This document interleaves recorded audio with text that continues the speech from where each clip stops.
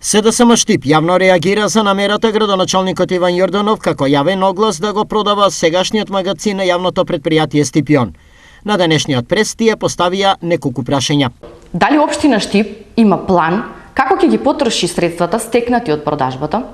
Дали на оваа локација ќе никне нова стамбена зграда? Дали Јорданов ќе понуди анализа, план или некое решение за ваквото постапување со овој имот? И конечно, која е причината за оттуѓување на овој имот?